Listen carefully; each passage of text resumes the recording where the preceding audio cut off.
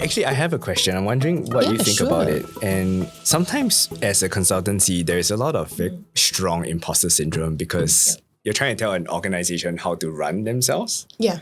And at the same time, your house is also running, right? And there's a lot of, mess that comes with running any form of organization.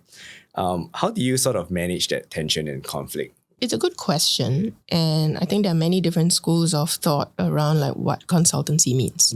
So I only got into consultancy, or rather like my socially oriented enterprise took many cycles of evolution over like 20 odd years. I'm trained specifically in Gestalt therapy based systems and organizational development work, which is a very like long way. I won't ask you how to explain to an auntie. No. I'm not even going to bother explaining. To the auntie, Yeah. I would say like, hello auntie, I help leaders and organizations learn how to think and how to relate to people so that they can change things. Okay, that's really good. Yes, that's how I would explain it. I'm a cultural change strategist. And I say that because when I go to an org, I never say, this is how you should run things. Right. I do not come in the position as an expert, and I train you in skills. I present you insights. I tell you what I see. Right. And part of the skill set and the insights I give you comes from my own awareness of my own failures. And I tell it to you.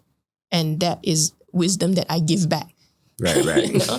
And like I can tell you about dynamics of leadership because of my own failures in leadership and also the lessons of leadership that I learned along the way.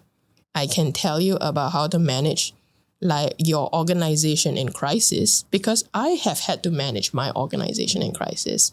So for me, at least as a consultant, I have learned along the way that, like no one is an expert here. Yeah. But because of my own lived experiences and the skill that I've developed over time and the insights, that's my best gift to you. But it's not my expertise. And in a time where our world has been like disrupted by, something as huge as the pandemic, and obviously with the changing global climate, what's one thing you're worried about? One thing I'm worried about in the coming year. In the coming years, I think I am worried about how we think things are simple when they're not. They are complex.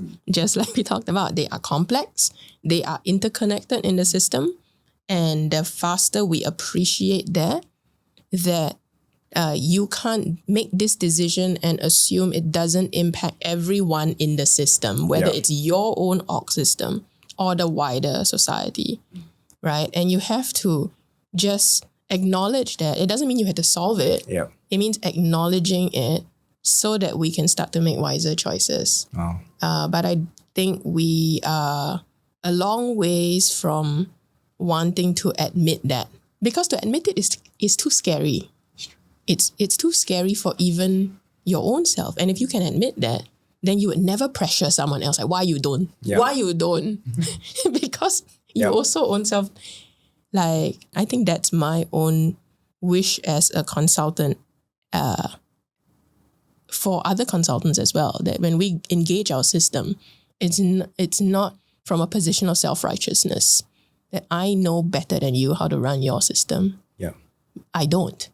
But I do want to come alongside with you and figure this out because I've been there.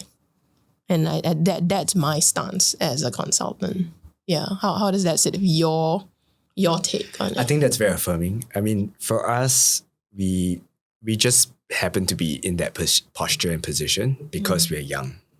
Like I cannot adopt the snobbish view that I know everything just because, it just makes no sense, right? Yeah. In a business context in Singapore, people like to engage experts. So there's quite a tight competition that we face. But we usually try and make clear enough what we are going to do. Yeah. How are we going to spend the time? And if that's something you're interested in, then I think that is what you pay for. And that keeps us very grounded so that we don't have our heads, grow too big. about what we think we know, and it's always about co-creation as well. Yeah. So if I'm catching this phrase that you just brought up, like, how do I know, like, when my head has grown too big kind of thing, right? And that theme I brought up, that sometimes success is the greatest threat, because success covers up a multitude of sins, And I'm wondering, as in your position right now, where a lot of opportunities are opening up for you, success is happening fairly fast for you. I don't know if it feels that way. Like, man, we're still like dog paddling here. Yeah. Right. But let's say beyond your wildest dreams, you succeed. Opportunities come in. Lots of like big money deals come in. Right. What would be the red flags that you and your team would use to stay aware that we are still within the lines of we're doing what we came here to do, versus like, okay, we're selling out. We're losing our soul. Yeah. Our heads are too big, blah, blah, blah. Like, what would be your red flags? I think when we stop listening, especially to our own people. So I've been very intentional in trying to build those kind of practices within my organization. So my team knows that if they ever require my time, they get to demand it. And I need to prioritize that, even though there's a lot of things I need to push. So these are things that I think are clear indicators. Like when I stop and I say that I have no time for this, to kind of invest in that. And I am only focused on the success, because I think we are trying to build an organization that requires money. But at the same time, I'm sorry, I laugh because all organizations need yeah, money. Exactly, right? Yeah. Social enterprises too, just for the record. Yes, Yeah. funders. But anyway, go on. Yeah, but we want to make a difference. Yeah. I think that's the core, and it cannot just be a naive ideal. We need to hold ourselves to spell out what practices that would enable us to determine that. Yeah, so sometimes we find ourselves barreling into that, where we want to react more than listen. So there are days where we do strategic work and people say, how is this impactful to the community? And we feel the need to, defend what we've designed. But we've come to be okay that at the end of the day, the impact is what matters. And if the strategy needs to change, it needs to change, because that's how we grow, and that's how we still maintain that value on the ground. So as a result of that, I think we have quite an agile practice as a community, where we don't beholden to our processes and our strategies, but we look at who is it that we're serving, and that demands our listening. Yeah. Who else do you put in place to support the well-being of you and your team?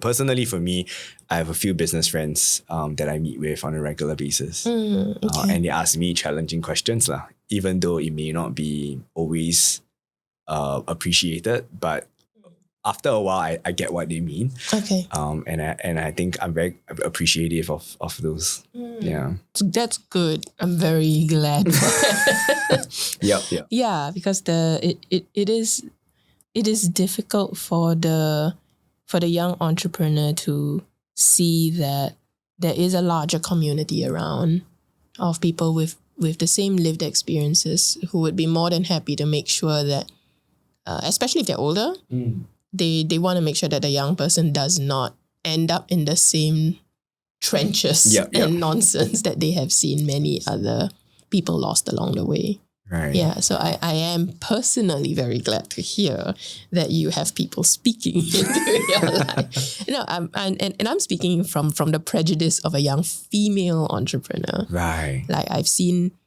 many young male entrepreneurs implode. Right. Because women like to talk to women. Like, women just like to talk, right? But I think the lonely entrepreneur experience might be particularly sharp for a male entrepreneur, right? Because there's a lot more loaded in. So this is all my perspective, and you can challenge it. No, yeah. I get what you mean. Within my team, the ladies tend to like convene a lot more. Then you have one guy. I have one other male teammate that would just be by himself, and the girls will disturb him, and then he would just laugh and carry on. I think that takes a lot of intentionality. It does. Yeah. Yeah. And we have not gotten it right yet. But it's something that we are very wary about. And we try to take an all-inclusive like approach. So for me, one way is to bring my wife into the picture. So she gets to see the operations, get to meet the staff. You know, the staff actually can speak direct to her on some matters, even though she's not like on staff. And I think that's quite special because it helps me see like my world kind of colliding, which makes it easier so that I don't have to manage, two things separately.